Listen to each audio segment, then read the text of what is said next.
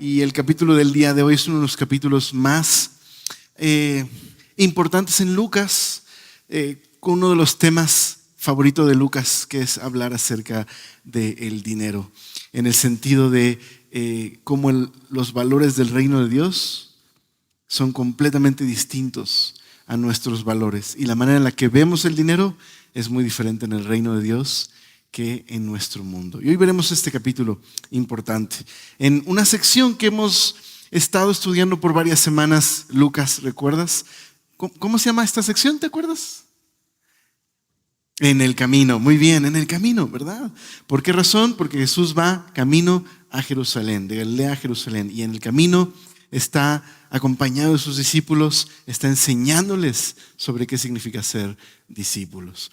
Y aquí hay una lección en el capítulo 16 tremendamente importante, sobre todo porque la mayoría de parábolas y discusiones con los fariseos están justo en estos capítulos en el camino y son para formar a sus seguidores, a los creyentes, en la verdadera vida del discipulado. Entonces vamos a orar, ¿te parece? Oramos, ponemos el tiempo en manos del Señor y estudiamos este capítulo juntos. Vamos a orar. Padre Celestial, gracias por esta noche que tú nos regalas para poder estar juntos, para poder revisar este texto, Señor, confiados de que tú quieres hablarnos, de que tú quieres revelarte a nuestras vidas, que tú quieres mostrarnos cómo confiar en ti, Señor, y dejar de confiar en otras cosas que distorsionan, que pervierten tu propósito en nuestras vidas.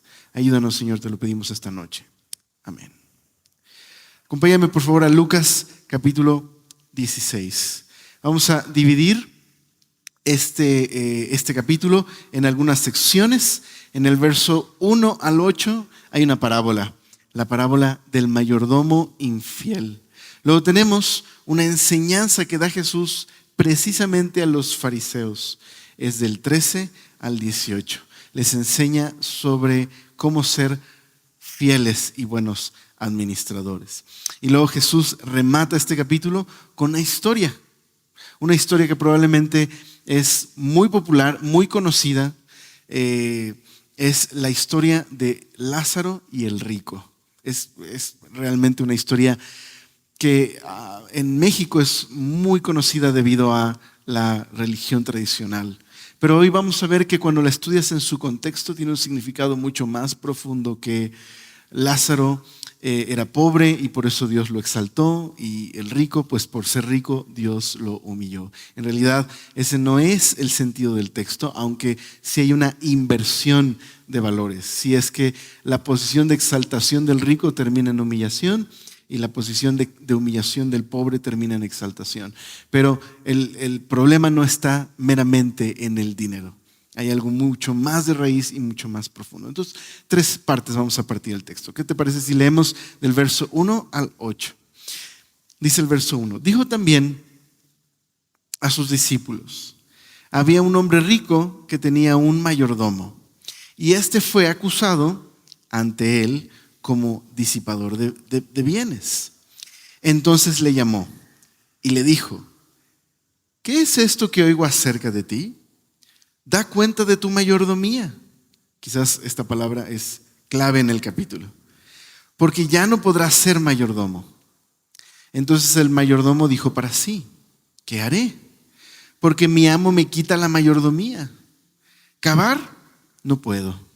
Mendigar me da vergüenza. Ya sé lo que haré para que cuando se me quite de la mayordomía me reciban en sus casas. Y llamando a cada uno de sus deudores de su amo, dijo al primero: ¿cuánto debes a mi amo? Él dijo: 100 barriles de aceite. Y le dijo: toma tu cuenta, siéntate pronto y escribe 50. Después dijo a otro: ¿y tú? ¿Cuánto debes? Y él dijo: 100 medidas de trigo. Él le dijo: toma tu cuenta y escribe 80. Y alabó el amo al mayordomo malo o infiel, también es el sentido aquí, por haber hecho sagazmente. Porque los hijos de este siglo son más sagaces en el trato con sus semejantes que los hijos de la luz. Y yo os digo: ganad amigo de las riquezas injustas, para que cuando os falten, os reciban en las moradas eternas. Bueno, ahí leí un versículo extra, pero solo por contexto.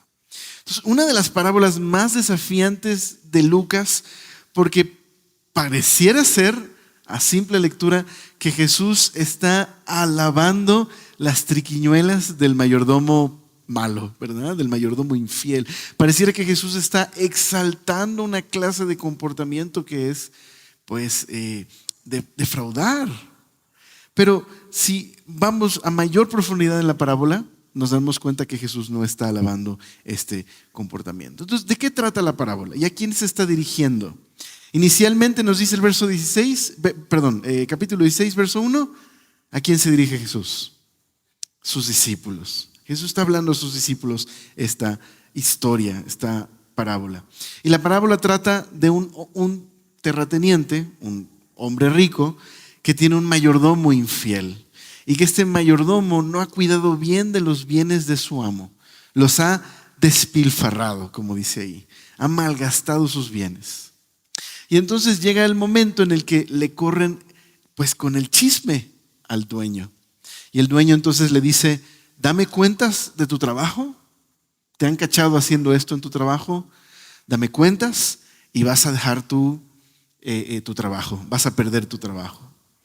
Y entonces dice ahí el administrador o el mayordomo: ¿qué voy a hacer? ¿No? Si mi amo me quita mi trabajo, cavar no puedo. Mendigar me da vergüenza, ¿no? Entonces, la mendigación en este contexto era una auténtica degradación. Bueno, quizás en toda cultura tiene una situación pues humillante, ¿verdad? Para el ser humano colocarse en una situación donde tiene que mendigar. Era una degradación, porque de un estatus de ser administrador terminaría siendo alguien que mendiga. De cobrar las deudas se vería obligado a mendigar. Así que se le ocurre una brillante idea. Ya sé qué voy a hacer. Voy a tratar con aquellos a quienes les debe mucho mi amo. Este es el que cobra las deudas, ¿no? Voy a ir y voy a quedar bien con ellos para que cuando mi amo me corra, ellos me den trabajo. Entonces lo que sucede en la parábola: va con uno: ¿cuánto le des a mi amo? Le debo 100 barriles de aceite. Pon ahí en la factura 50. Ve y paga eso nada más. Y a otro le dice: ¿cuánto debes? Bueno, le debo 100 medidas de trigo. Ok, toma y escribe que solo debes 80. Entonces al final el amo alaba no la práctica de su mayordomo, sino la sagacidad de su mayordomo. ¿Se entiende? No está alabando el hecho de que este hombre es un hombre infiel. Está alabando el hecho de que es muy brillante, muy inteligente. Y logró solucionar su crisis al mediar con los deudores del amo. Entonces Jesús, en el verso número 8 y 9, aplica esta parábola y dice: porque los hijos de este siglo, es la segunda parte del 8, los hijos de este siglo, con este siglo está hablando del concepto judío de que estamos en una época de oscuridad y pecado. En el siglo presente, es la manera en la que Pablo lo dice, es el siglo de maldad o el siglo de pecado. Está hablando de el mundo el día de hoy. Dice: los hijos de este siglo son más sagaces, son más astutos con el trato con sus semejantes que, contraste, los hijos de luz o de la luz. ¿Quiénes son estos hijos de luz? Pues está hablando de los hijos del reino de Dios. Entonces Jesús dice: están los hijos de este mundo y en su trato con los semejantes son muy sagaces, pero los hijos del reino de Dios en su trato con los semejantes no son tan inteligentes. Entonces Jesús da un consejo, verso 9: ganad amigos por medio de las riquezas injustas, para que cuando éstas os falten, os reciban en las moradas eternas. Entonces, ¿qué serían aquí las riquezas injustas? Pues significa dinero. Está hablando de dinero. Todo este capítulo habla de mayordomía y dinero. Y está haciendo referencia al uso del dinero en este mundo. Ahora, sin duda alguna, el dinero es neutral. No es bueno o es malo. Es neutral. Pero lo que haces con el dinero, eso puede ser o malo o bueno. Piensa en un ladrillo. Podrías construir una casa que ni el lobo feroz puede derribar. O podrías aventárselo a una persona que te cae gorda, ¿verdad? Y darle en la cabeza. Pero el ladrillo no es malo, ¿ok? El ladrillo es simplemente un instrumento. El problema es el lugar que le damos al dinero. De eso trata este capítulo. Entonces, el dinero no es el problema aquí. La cuestión es nuestro trato con nuestros semejantes y el dinero. Entonces, ¿qué está diciendo Jesús? Bueno, Jesús está diciendo que las personas en este mundo son muy astutas en cómo usan el dinero. Y en muchos momentos de crisis utilizan esa astucia para ganar ventaja y obtener para ellos algo. Los hijos del reino de Dios, los hijos de la luz, tienen muchas veces acceso a estos recursos. Y en lugar de utilizarlos generosamente para un bien mayor, no egoísta, no para ellos mismos, sino para el reino de Dios, no son sagaces en el uso del dinero. ¿Quién va a ser un ejemplo de esto? Los fariseos. Los fariseos han convertido, en un momento más los veremos, el dinero en una cuestión de estatus, de privilegio y de honor. Y por lo tanto el dinero dejó de ser un instrumento que puede ser utilizado para el propósito de Dios y se convirtió en un Dios para los fariseos. Jesús en un momento más les va a llamar: ustedes son solamente amadores del dinero. Entonces los hijos de la luz deberían ser más astutos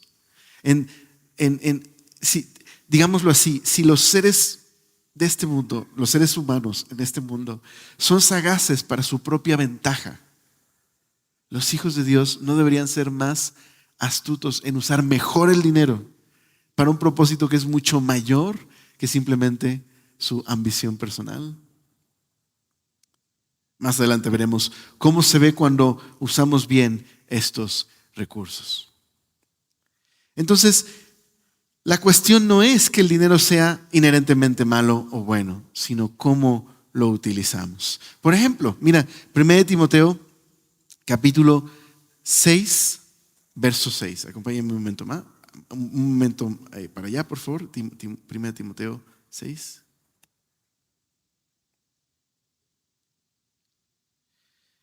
Verso número 6 dice: pero gran ganancia es la piedad acompañada de contentamiento, porque nada hemos traído a este mundo y sin duda nada podremos sacar.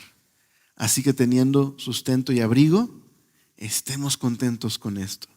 Porque los que quieren enriquecerse, esto es, quien hacen del dinero una prioridad en su vida, una cuestión de estatus, dice, caen en tentación y lazo y muchas codicias necias y dañosas, que hunden a los hombres en destrucción y perdición. En el contexto se está refiriendo a aquellos falsos maestros que utilizan el enseñar la Biblia como un medio para ganar de manera deshonesta dinero. Y por eso dice, porque raíz de todos los males es el amor al dinero, el cual codiciando algunos se extraviaron de la fe y fueron traspasados de muchos dolores. Entonces, ¿el problema es el dinero? No, sino que está en la raíz. Pues la raíz de todos los males, que es el amor al dinero, hacer del dinero un Dios, ofrecer al dinero mi lealtad, mi prioridad, va a modificar completamente cómo veo a las personas, cómo veo a Dios, cómo veo el objetivo de mi vida. Y eso es justo lo que Jesús está denunciando. Entonces, ¿cuál es nuestro llamado? ¿Cuál es la audacia a la que se nos invita aquí? Bueno, el mayordomo infiel fue muy audaz, ¿verdad? Muy brillante, inteligente, muy organizado incluso, pero para su propia ventaja. Los hijos del reino de Dios deberíamos ser audaces. ¿En qué? En ser generosos. En ver el dinero como lo único que es. Una oportunidad de bendecir a aquellos que Dios pone cerca de nosotros. Esa es la audacia a la que nos invita Jesús. Y va a ser mucho más claro en un momento más. Pero los hijos del reino tenemos que ser audaces en el uso de nuestros recursos para su reino. Entonces, qué lindo, ¿verdad? Es decir, en contraste, este administrador infiel es alabado hasta por su amo, ¿verdad?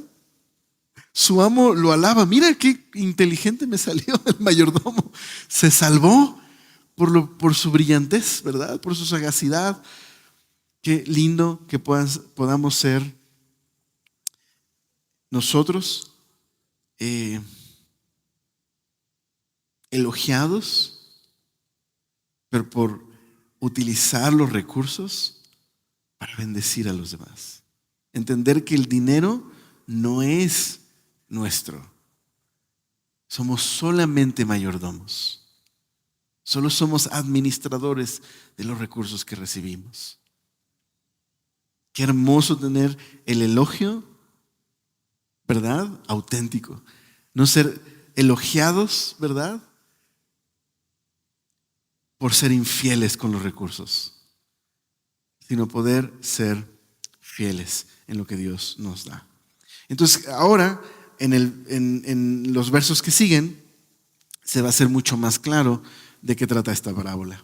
Dice el verso 10, mira, ahí se vuelve muy, muy claro. Bueno, vamos a retomar del 9. Ganad amigos por medio de las riquezas injustas, para que cuando éstas dice falten, os reciban en las moradas eternas. Es decir, utilicemos nuestros recursos para ganar amigos, es decir, para empujar el reino de Dios y que más personas conozcan del Señor. Ese es el sentido aquí.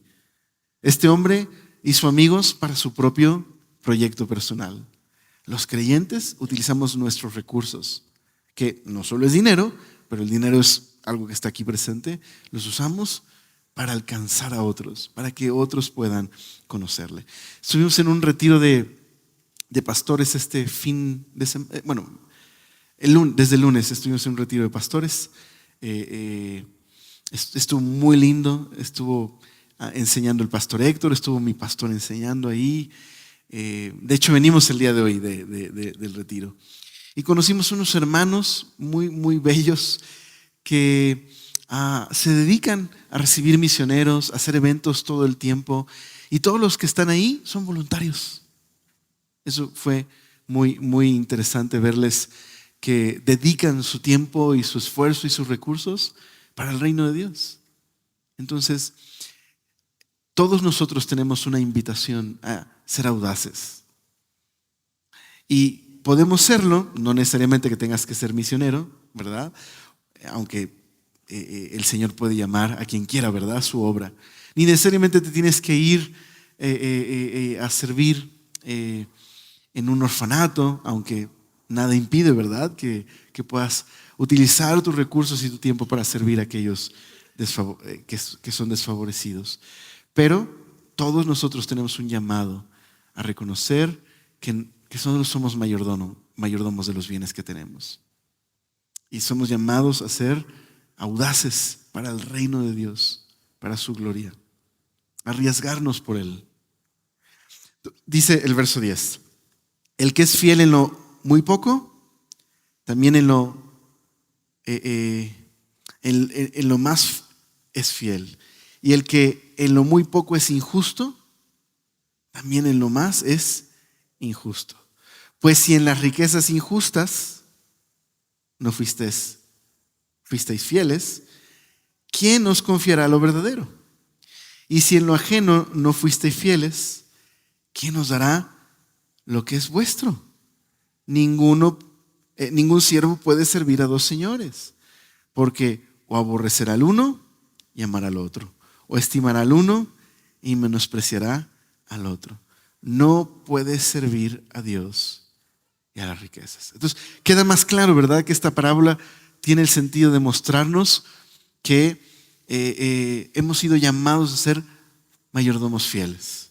Y la manera en la que somos mayordomos fieles es cuando reconocemos que el dinero es algo que recibimos de Dios para su propósito y su agenda, su uso correcto. Entonces aquí tenemos muchas enseñanzas y muchas advertencias sobre el uso del dinero, pero podrías decir que la palabra clave aparte de mayordomo es fiel. ¿Qué es el dinero? No una posesión, sino una responsabilidad. Eso es el dinero para el cristiano, una responsabilidad. Se nos confían los bienes para que lo usemos para la gloria de los demás. Y como acabamos de leer, ¿qué impacto tiene el dinero? Pues tiene un impacto eterno. Es decir, el uso del dinero fiel tiene un impacto eterno. Dice el Señor Jesús, si somos fieles en lo poquito que se nos encarga, pues también podremos ser fiel en lo que se nos encarga más adelante. Pero si somos injustos, esto es, egoístas y avaros y codiciosos con lo poco que se nos da, seremos también injustos con lo demás. Y por lo tanto, dice el Señor Jesús, si no puedes ser fiel con las riquezas injustas, ¿cómo vas a ser fiel con las verdaderas? Entonces, las riquezas injustas, una vez más, está hablando de el dinero en este mundo. En este mundo, la gente usa el dinero para su propia agenda. Por eso Jesús les llama riquezas injustas. Pero como cristianos podemos utilizar esas riquezas para el propósito adecuado, para el reino de Dios. ¿Y de qué trata el reino de Dios en Lucas? Pues Jesús, ¿qué dijo? Que vino a traer buenas noticias a los pobres, a los quebrantados, a los que están en oscuridad y tinieblas. Así que usar las riquezas para el reino tiene que ver con alcanzar a otros, con bendecir a otros, con amar a aquellos, como aprendimos, ¿recuerdas hace un par de semanas? Amar y servir al que no me puede devolver el favor. A eso se refiere Jesús. Tenemos una confianza. Tengo recursos y necesito aprender a ser fiel ahora, porque si no soy fiel hoy, no voy a poder ser fiel más adelante. Entonces, ¿cómo deben de ver los discípulos en el camino? El dinero, ¿verdad? Estamos aprendiendo como una confianza dada, como un privilegio. Necesitamos aprender a poner atención a los pequeños detalles de nuestra vida, porque Dios nos provee de todo lo que necesitamos y todas las cosas buenas que tenemos provienen de Él. Entonces, no pienses, bueno, cuando el Señor me bendiga con todo esto, yo me comprometo a ser fiel. Tienes que ser fiel día con día con lo que tienes todo el tiempo. Porque si no podemos ser fiel tú y yo con lo que tenemos día a día, no vamos a ser fieles con lo demás. Necesitamos ser fieles día a día. Así que es una buena pregunta para reflexionar. ¿Qué te ha dado el Señor? ¿Qué ha puesto en tus manos? Y quizás podemos extendernos aquí no solo a dinero, sino tiempo, personas, recursos, oportunidades, vecinos, gente que puedes alcanzar, que hay a tu alrededor. ¿Qué ha puesto Dios? ¿Qué confianza te ha dado? Un discípulo es aquel que reconoce que nada es suyo, todo viene de Dios y por eso es fiel día con día en lo poquito. Fiel en lo poquito, en lo poquito. Así que Jesús advierte: puedo encontrarme en una situación donde estoy tratando de servir a dos amos, pero voy a quedar mal, porque no puedo servir a dos amos. Y aquí Jesús utiliza una palabra muy interesante en la que se deidifica el dinero. Cuando dice que no puede servir a dos amos, aquí riquezas no es la palabra común para riquezas, sino una palabra que habla del Dios de las riquezas. No puedes servir al Dios de las riquezas y servir al Dios verdadero. Dices, Alex, pero este mensaje es como para el rico MacPato, no sé, es como, esto hay que enseñarlo en Wall Street o ir a Hollywood, no sé, ¿de qué estás hablando? Yo no, bueno, recuerda, no es un asunto del dinero, sino lo que hay en el corazón, del lugar que tienen los bienes materiales. Por eso, los fariseos se burlan de Jesús en el verso 14 y le dicen, y oía también todas estas cosas, ¿quiénes oían? Los fariseos, dice el verso 14. Ellos también estaban prestando ahí de chismosos, estaban prestando atención. Y dice Jesús que Lucas nos dice que eran avaros y se burlaban de él.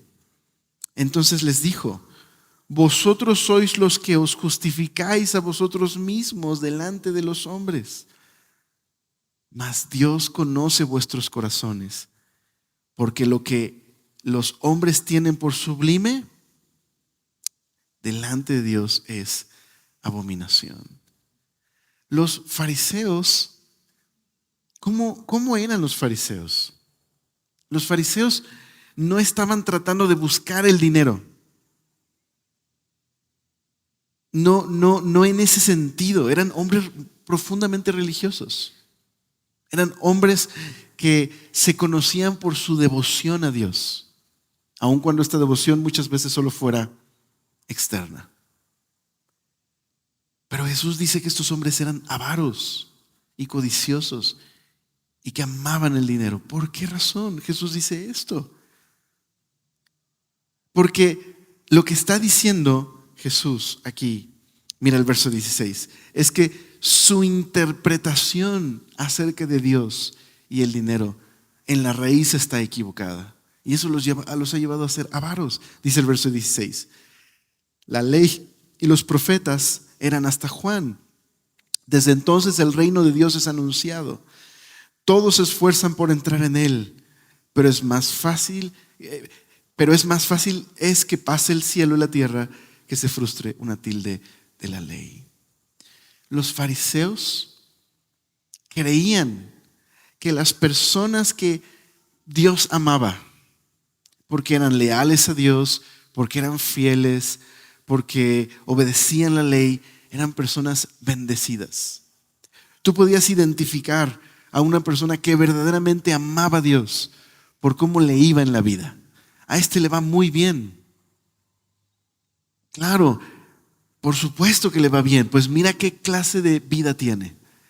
Por eso Dios lo bendice. Y por lo tanto, ¿qué pensaban de aquellos a quienes les iba muy mal en la vida? Estos son desleales a Dios. Estos son infieles. Por eso Dios los maldice. Por eso Dios los tiene así. Si hicieran lo correcto e hicieran bien, Dios los bendeciría. Y lo que dice Jesús es, haz tu amor por el dinero, ¿okay?, y estatus ha distorsionado completamente la interpretación de la ley de Dios y de Dios mismo. Jesús básicamente les dice, se equivocan rotundamente. Dios no es así como ustedes creen. No conocen a Dios verdaderamente. Ignoran cómo es Dios y han interpretado la ley de una forma que corrompe el corazón de Dios. Lo presentan como un Dios que se parece más al padrino. Pero este no es Dios. Por eso está a punto de contar una historia, la del rico y el Lázaro, para mostrarles lo equivocado que están. Entonces, ¿qué quiero decirte con esto?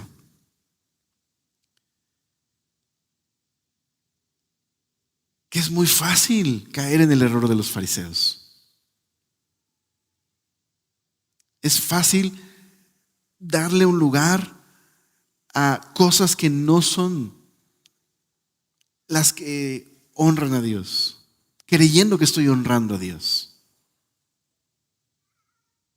y justificándome a mí mismo.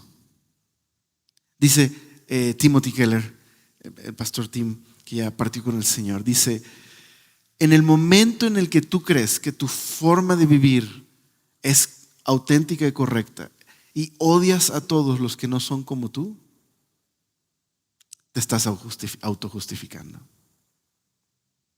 O sea, en el momento en que dices: me choca hablar con gente que es así, detesto este tipo de personas, te estás autojustificando y has colocado algo que no es Dios en tu vida para autojustificarte. Puede ser una separación rico-pobres, ¿okay? Puede ser religiosos, no religiosos. Pero en el momento en que me olvido que Dios es un Dios que realmente ama a las personas y quiere alcanzar a las personas con su gracia, cuando la gracia de Dios no es la base de mi devoción a Él, voy a poner algo en lugar de Dios para autojustificarme. Y ese es el problema. Ellos creen que son leales a Dios y que Dios los bendice. Y lo que dice Jesús es: no, Dios conoce tu corazón. En realidad, ustedes no aman a Dios, ustedes aman al dinero. Ahora sí, como decía un hermanito, no metan a Dios en sus cochinadas. Porque eso es lo que están diciendo. Mira cómo Dios nos bendice. Dios se complace en nosotros y nos bendice. Y lo que dice Jesús es: Dios en realidad aborrece su actitud de ustedes. Qué fuerte, ¿verdad? Pero es fácil caer en esta actitud. Porque sus corazones no están orientados hacia Dios. No pueden interpretar realmente la voluntad de Dios. Creen que lo hacen y creen que su interpretación es correcta, pero están ciegos. Porque tan pronto como comienzo a pensar que el dinero, la tierra, las personas, las mercancías son cosas que puedo poseer, explotar, tomar para mí ventaja, estoy muy lejos del propósito de Dios. Y no necesito ser millonario para tener una actitud así hacia el dinero y las personas. Entonces dice Jesús: la ley y los profetas han llegado a su cumplimiento. Juan lo predijo. Y el reino de Dios no tiene nada que ver con el reino de ustedes. En el reino de Dios, lo que Dios valora es cuando nos despojamos de nuestros recursos para amar y servir a aquellos que no nos pueden devolver el favor. Eso es lo que Dios tiene en estima. Cuando amamos a los vulnerables, cuando cuidamos de los que no se pueden cuidar ellos mismos. Eso es lo que Dios valora y estima. Ellos piensan: estos están malditos porque mira su condición. No son como nosotros que Dios bendice. Jesús dice: están completamente ciegos, interpretando erróneamente la voluntad de Dios. A esas personas Dios las ama. Y Dios quiere alcanzar, sanar y salvar con su gracia. ¿Se entiende? Entonces viene esta historia.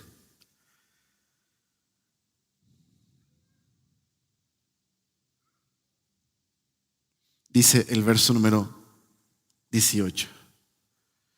Todo el que repudia a su mujer y se casa con otra, no había leído este texto, pero ahorita lo explico. Todo el que repudia a su mujer y se casa con otra, adultera. Y el que se casa con la repudiada del marido, adultera. Había un hombre rico que se vestía de púrpura y de lino fino y hacía cada día banquete con esplendidez. Había también un mendigo llamado Lázaro que estaba echado a la puerta de aquel lleno de llagas y ansiaba saciarse de las migajas que caían de la mesa del rico. Y aun los perros venían y le lamían las llagas. Aconteció que murió el mendigo y fue llevado por los ángeles al seno de Abraham. Y murió también el rico y fue sepultado.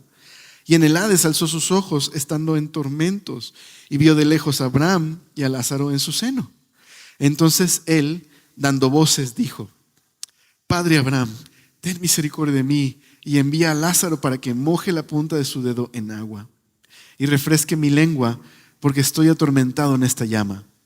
Pero Abraham le dijo: Hijo, acuérdate que recibiste tus bienes en tu vida y Lázaro también males, pero ahora aquí, ¿ves la inversión?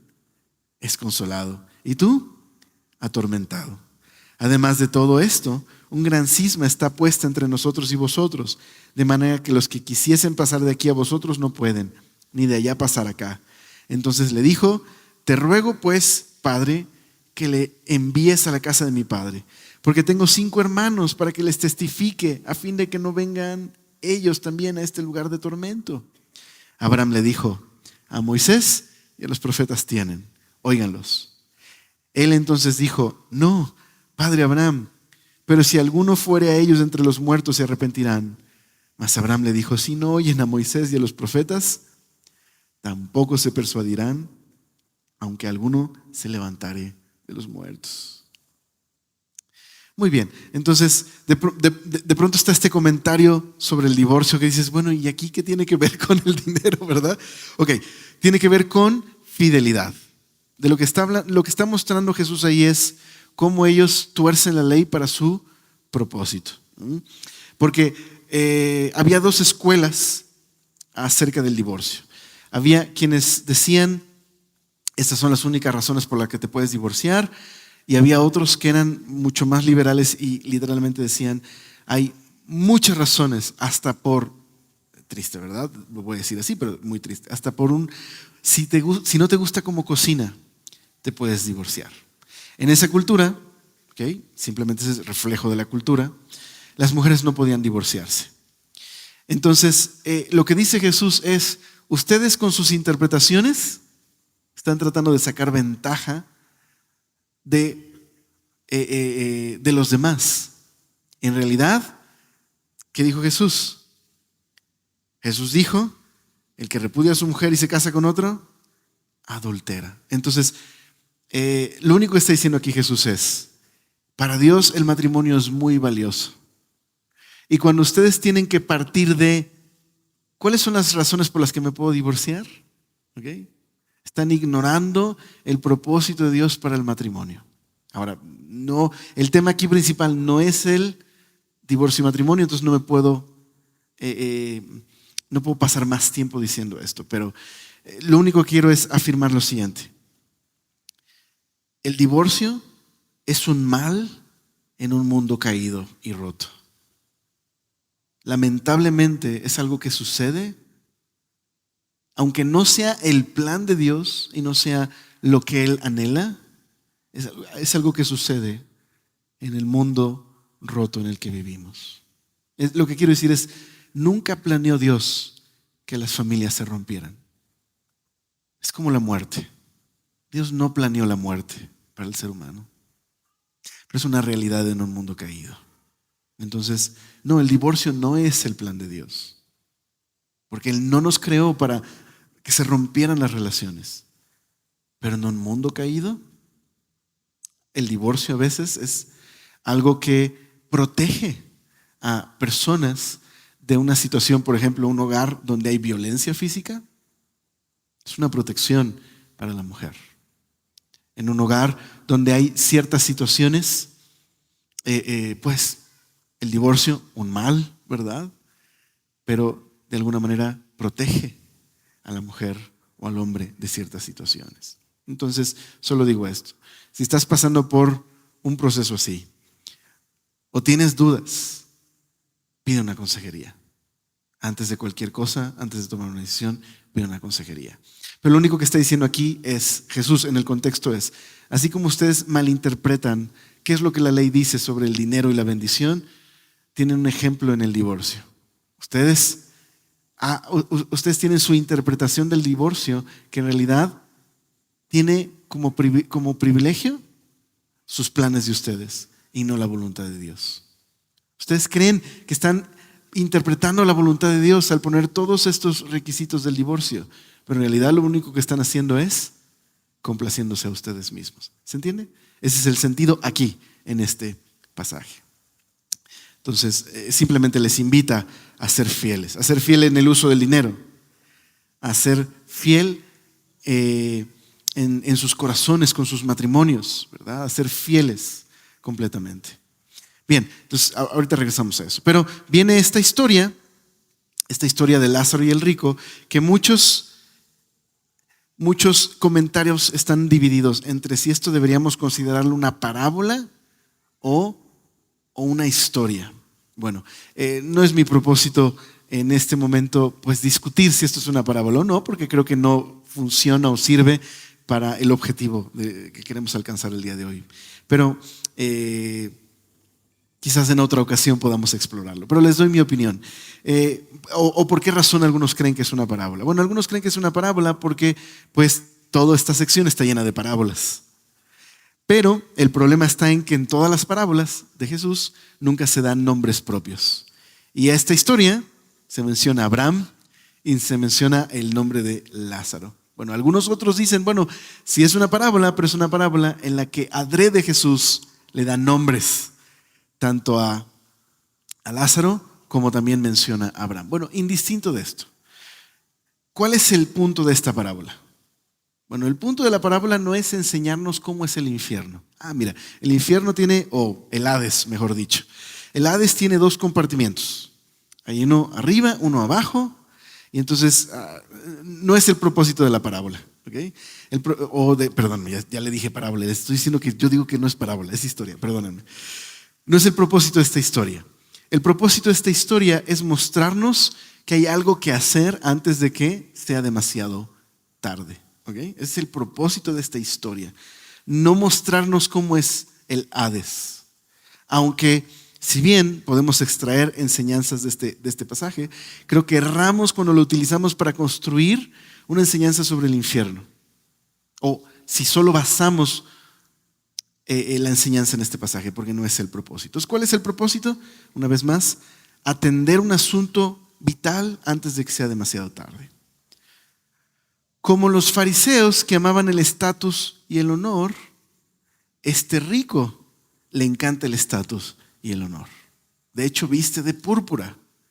La ropa teñida de púrpura era lo que usaban los reyes o la gente muy rica. ¿Okay? Sobre todo en el Imperio Romano era un color muy distintivo de los nobles, de los ricos. Y este rico, pues tiene estatus, ¿verdad? Ahora, no creas que es un despilfarrador en el sentido de un inmoral. En este contexto probablemente quiere mostrarnos Jesús con esta historia, que este es un hombre como los fariseos, que considera que Dios le ha bendecido porque es fiel y religioso. Mientras que Lázaro, quien está afuera, con llagas, dice que los perros venían a lamer sus llagas. Dices, este vato, nomás falta que le caiga un yunque y ya. Le ha ido muy mal en la vida. ¿Okay? Entonces, en una cultura de honor y vergüenza, donde se cree que los buenos son bendecidos y los malos maldecidos, en este cuadro, ¿qué se pensaría del rico? Este es un hombre religioso, este es un hombre próspero, es un hombre leal, fiel. ¿Lázaro? No, Lázaro es indigno. Por eso Dios ha permitido esta tragedia en su vida. Pero dice Jesús, los llaman a cuentas al mismo tiempo a ambos.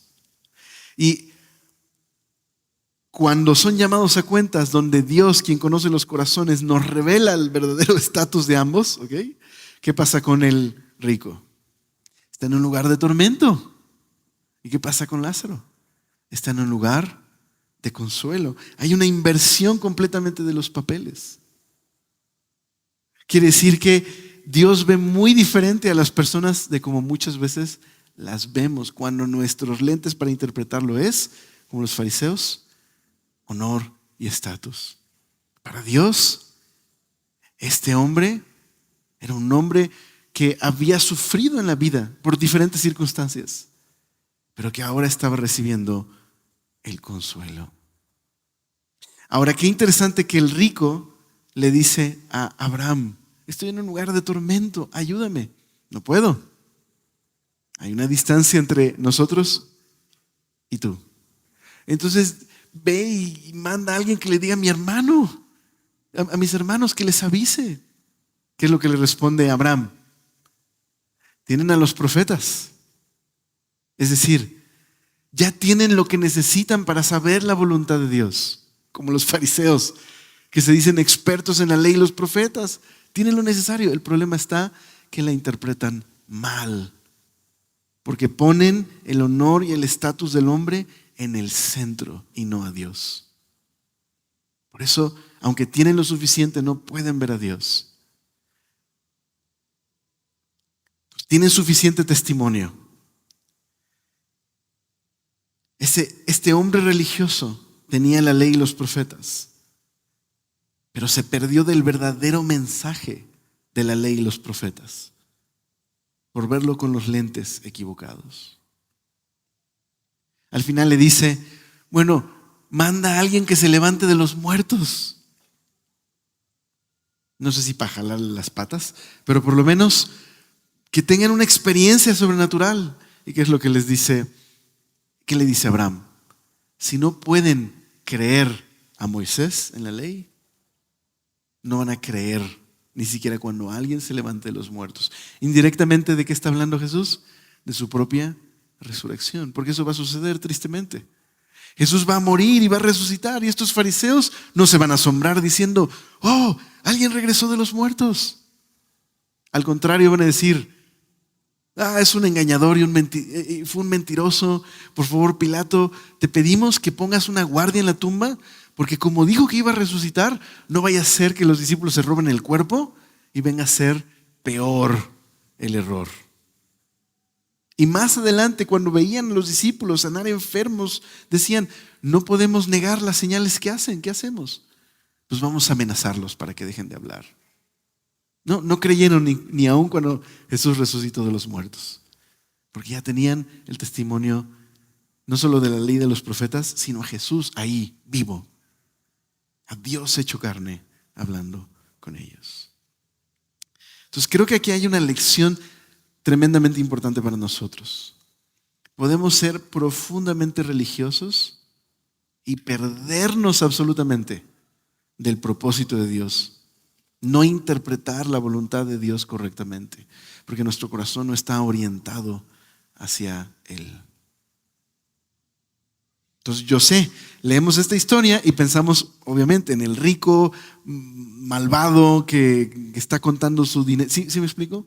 No te imaginas a un hombre religioso que cree que su dinero o su estatus es un símbolo de la bendición de Dios en su vida, cuando en realidad es todo lo contrario. Es decir, Dios piensa completamente distinto a lo que Él se autojustifica. Porque una vez más, cualquier cosa que tengamos que no sea la gracia, que esté ahí como el centro de nuestras vidas y sea nuestra confianza, nuestra dependencia, estamos autojustificándonos y no teniendo la verdadera justicia que viene de Jesús y que produce una transformación del corazón. ¿Por qué Jesús nos llama en todo este pasaje? En todo este pasaje Jesús nos llama a ser fieles.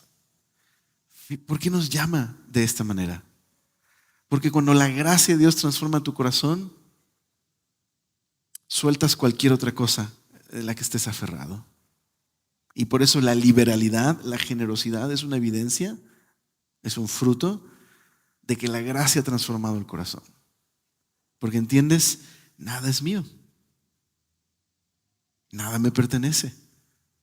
No estoy tratando de conseguir algo en este mundo, porque todo lo que necesito lo tengo en la identidad de ser un hijo del reino de Jesús. Ahora, no me vayas a malentender. Tampoco estoy diciendo que andes en pobreza franciscana. Es decir, que vendas todo lo que tengas, ¿verdad? Y digas, el pastor dijo que, ¿no? Así me voy a ganar el lugar en el cielo. No, otra vez, no puedes ganarte ningún lugar en el cielo. Es un regalo de su gracia. Lo que estoy diciendo es que cuando he entendido su gracia, entiendo que nada me pertenece. Y por lo tanto puedo soltar con libertad lo que tengo. Mi trabajo ya no es mi trabajo, el cual es mi vida, mi identidad. No, mi trabajo se vuelve el instrumento que puedo usar para el reino de Dios. Eso es lo que nos enseña Jesús. Él quiere que seamos fieles en el uso del dinero. Quiere que seamos fieles en nuestros corazones, no solo en la apariencia externa.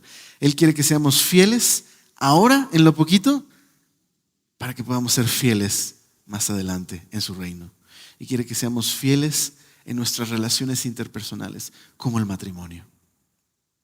Porque estas son las cosas que a Dios le importan, que Dios valora. Entonces, consideremos esto antes de orar, de despedirnos. Espero que no te haya agüitado porque no expliqué lo del Hades y todo. Es decir, sé que hay una explicación, pero no quería que se perdiera este mensaje importante en tratar de explicar datos curiosos. ¿Me explico? ¿No? Y saciar esa curiosidad, en lugar de ver que el propósito de la parábola es algo mucho más profundo. Nos invita el día de hoy a que hay dos caminos: o el camino de Jesús o el mundo. Y en este caso, los fariseos están en el camino del mundo, aunque creen que son muy religiosos, ¿entiende? Creen que aman a Dios y que Dios los bendice por su estilo de vida, y en realidad se autojustifican y están en el mundo. Aman el dinero, aman el estatus, aman lo que el mundo ama. Pero está el camino de Jesús, este camino de recibir una verdadera identidad. Dice Timothy Keller: ¿por qué el rico no tenía nombre? Porque toda identidad que no esté en Jesús es una falsa identidad y se va a perder para siempre. Pero si Él me da identidad, es una identidad que dura para siempre. Y esa verdadera identidad de ser un hijo me lleva a ser libre para ser generoso. Entonces sí nos invita a ser, no te aloques, sé sabio con tus finanzas, tienes familia que cuidar, pero sí seamos más radicales en Jesús. Dispongamos nuestro corazón a pensar: esto no es mío, esto no es de mi propiedad. Es una confianza que se me ha dado. Quiero utilizarla para su reino y su gloria. En tu vida, ¿qué significa eso? Pues oremos para que el Señor nos muestre, ¿vale? Señor, gracias por este tiempo que nos regalas para meditar en este capítulo tan importante, en el que quieres que le demos al dinero, Señor, lugar correcto. Un instrumento, Señor, para tu gloria, para honrarte, para servirte. Señor, ayúdanos a ser fieles, Señor, en todo lo que nos has dado. Y perdónanos cuando somos solo audaces para nuestra propia agenda, Señor. En lugar de ser verdaderamente audaces en servirte, en amarte, en amar a nuestro prójimo. Ayúdanos a ser más intencionales, Señor. Antes éramos tan intencionales en ir hacia el pecado. Ayúdanos a ser hoy intencionales en nuestra búsqueda de ser fieles y de amarte y de reflejar a Jesús a los demás. Ayúdanos, Señor, a tener esperanza, Señor, y saber que nuestra identidad está segura en tus manos, y por lo tanto, Señor, ayúdanos a saber que no tenemos nada por qué pelear en este mundo, más que por el avance de tu reino. Gracias por ser tan bueno. Ayúdanos esta noche, te lo pedimos.